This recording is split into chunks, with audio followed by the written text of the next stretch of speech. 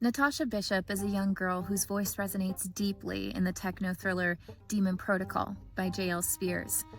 Through her eyes, we glimpse the human cost of change and the strength that carries families forward. This is her story. Hi, I'm Veronica Thames, one of the narrators of the Daemon Protocol audiobook. The novel is also available in paperback, hardcover, or as an ebook wherever books are sold. Join me as we learn a bit more about Natasha and one of the formative experiences that shaped her into the teenager we meet in Daemon Protocol. Natasha perched on the edge of a low stone wall at Camp Zama, her little legs swinging.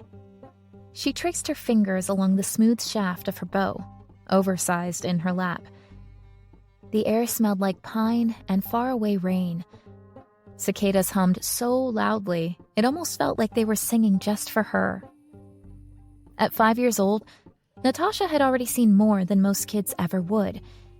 She remembered hunting for shiny arrowheads in the forests of Bavaria, splashing in the blue-green water off Cebu until her teeth chattered, and touching the carved stone pictures at Petra that felt like magic. She didn't always have the right words for those memories, but she liked telling people she'd been lots of places. Her dad, Platoon Sergeant Victor Carlson, walked toward her with his steady long strides. Big and strong, he looked like a soldier even when he wasn't trying. Other people sometimes got quiet when he came into a room, but Natasha only saw the teddy bear who made her laugh. "Tater," he called, his voice warm. "How's my little archer today?" She grinned. "I think I'm going to beat you this time." Victor chuckled and sat down beside her.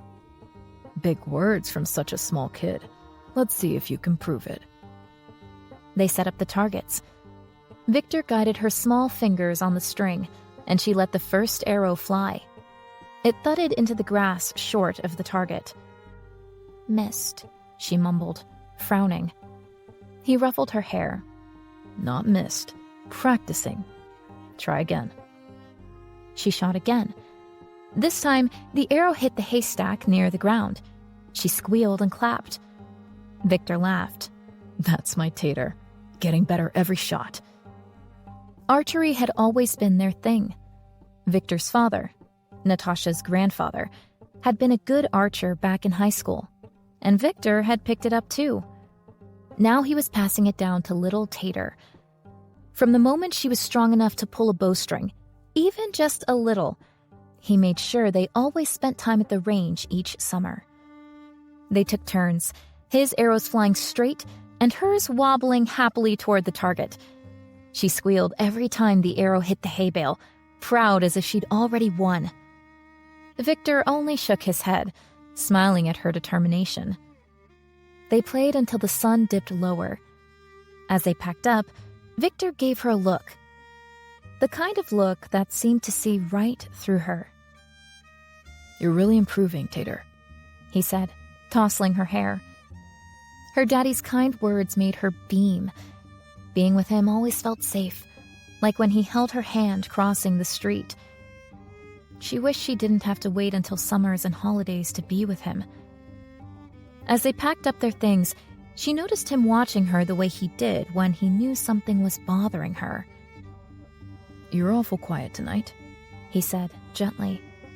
"What's spinning around in that head?" Natasha fiddled with the end of her shirt. "Mommy's friend, Daniel." Victor's face stilled. "What about him?" She swallowed hard. I think he wants to marry Mommy." Victor crouched so he was eye level with her. "Why do you think that, Tater?" "'Cause he's always there. He sits too close. I don't like it. I don't want Mommy to be with him. And what if they want a baby one day? I might have to take care of it." Victor placed a hand on her tiny shoulder. "I hear you. Change can be scary." Her lip trembled. What if Mommy doesn't have time for me anymore? You'll always be her number one. he said firmly. That never changes. But what if she loves him more? Victor thought for a moment, then spoke very slowly and warmly. You know how balloons work? When you blow it up, it doesn't push out the air that's already there. It just gets bigger and bigger. That's how love works too. Your mom's heart can grow, so she has room for you and Daniel. You're not losing your spot. Natasha sniffled. But what if he's mean? If he ever was, Mommy wouldn't stay. She's stronger than anyone I know, and I'll always be here too. You don't have to like him right away. You just have to remember, you're safe and you're loved. That night, Natasha sat on the veranda of her dad's quarters, the stars blinking awake. She held the phone in both hands and called her mom. Hi, Nat, Anna said, her voice tired but soft like a lullaby. How's my girl? Good. Daddy and me did archery. I almost won. Anna laughed. I believe it. There was a pause. Natasha's voice wavered. Mommy, are you gonna marry Daniel? Anna hesitated. We've talked about it, Nat. Not yet, but maybe someday. Natasha's chest tightened. Don't. We're a team. You and me. We don't need him. Anna's voice gentled. We will always be a team. That never, ever changes. But having Daniel doesn't mean I stop loving you. My love for you is like that big blanket. You know, the one you always steal from my bed. No matter who else is under it, you always get the warmest corner. Natasha sniffled. But I don't want things to change.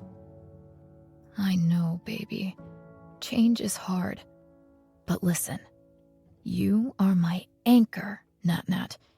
You keep me steady. Nobody can ever take your place. After the call, Natasha sat in the dark, her father's words echoing in her head. You'll always be her number one. That never changes. The next morning, she marched to the practice range with her bow. She stuck out her tongue in concentration and let an arrow fly. She hit the target this time, on her first try. She clapped her hands and grinned. Maybe she couldn't stop things from changing, but like Daddy said, she was strong, just like Mommy, and she could always keep aiming. The next arrow struck the target with a satisfying thump. Natasha smiled. Mommy would always be hers. You've just heard Natasha's story, but it's only one part in the world of the exciting techno-thriller Daemon Protocol by J.L. Spears. The novel is available in hardcover or paperback, or as an audiobook or ebook wherever books are sold. Thank you for listening.